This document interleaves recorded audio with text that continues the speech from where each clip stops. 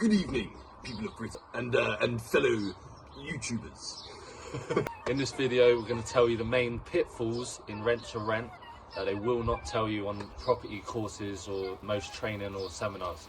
So let's go. If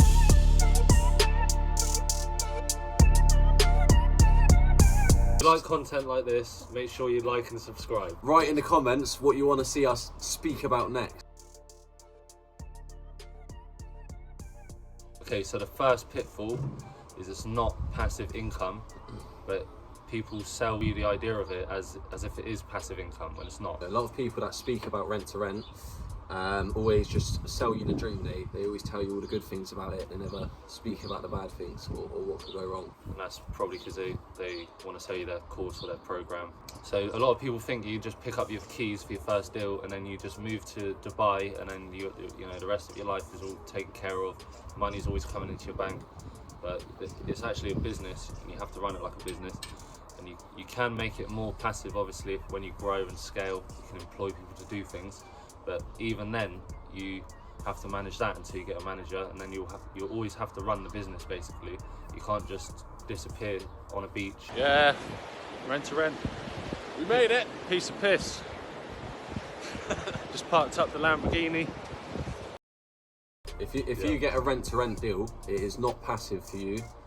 It's just making it passive for the landlord for that particular property.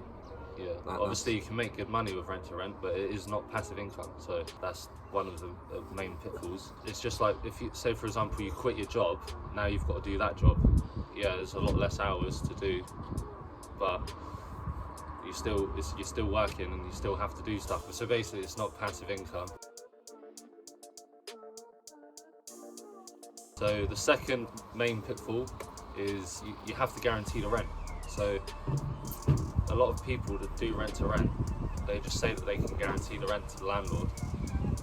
But like, what if you had a 6-bedroom house and you had 6 tenants in there and they all just teamed up, decided they're not going to pay you anything for 2 months? So that is a real thing that could happen. You know, but you could have 6 tenants that decide to move out, and then can you guarantee the rent? So in our situation, we would still be able to guarantee the rent. Yeah, so basically what protocols do you have in place to ensure that you're going to be able to pay the rent each month?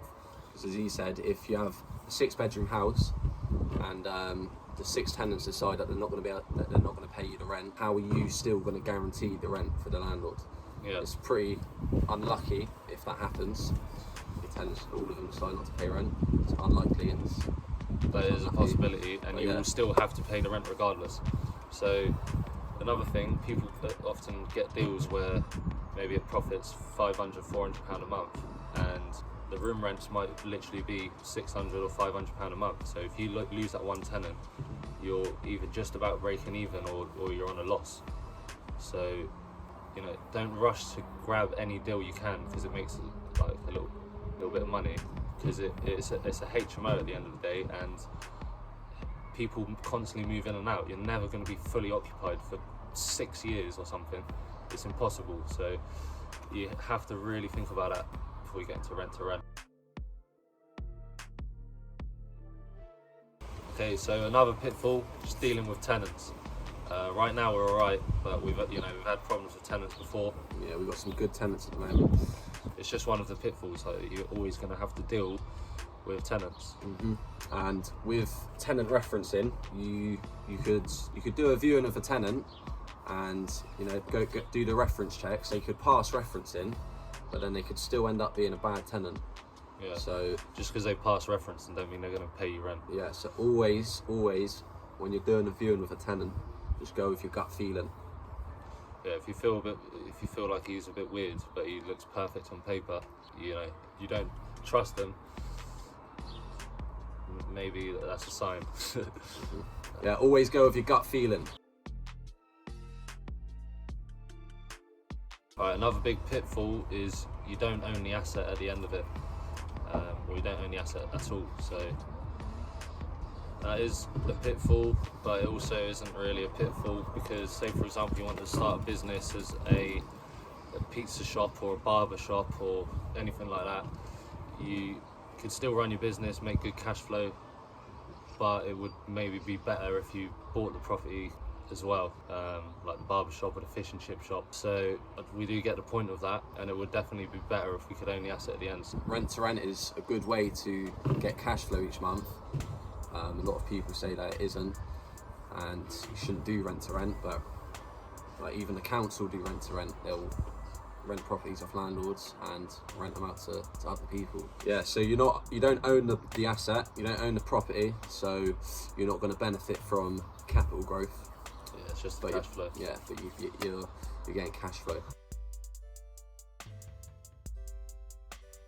Another pitfall is you might need a guarantor if you go through an estate agent. Right, you need to be able to prove to an estate agent your earnings, and it needs to be 3 times the annual rent of the property that you're trying to get. So if you're not earning that, then you're going to need a guarantor, and you can't use your company as a guarantor unless it's been running for at least 3 years. It's been trading for like 2 or 3 years or something like that. Yeah, no. So either 2 or 3, I don't know which one it is. I'd appreciate it. Let us know in the comments. Let us know. Right, what other pitfalls do you reckon there are? Right, just let us know, man. Yeah, let us comment. know. We'll do a video about it. So yeah, rent to rent is it's not passive income, but it is a great way to get cash flow. Yeah, basically with rent to rent, there are a lot of pitfalls. Same with anything. Yeah, things can go wrong no matter what you do. And you got to take risks as well sometimes. So yeah. Yeah, main thing to do is obviously do your numbers properly. Make sure you know your numbers. And just make sure you know do all exactly of what you're doing. Do all of the right due diligence, and things can still go wrong even when you do that. Rent to rent can be an amazing service for landlords. It's completely passive for them. They can sit back and relax, and the money keeps coming in with no stress for them. However, there can be some really serious pitfalls for the landlord if they're not careful. But we'll cover that in another video coming soon. So make sure you subscribe. Right, yeah, hope you enjoyed the video. Subscribe. What do you want to see next? What do you want to learn about next? Let us know.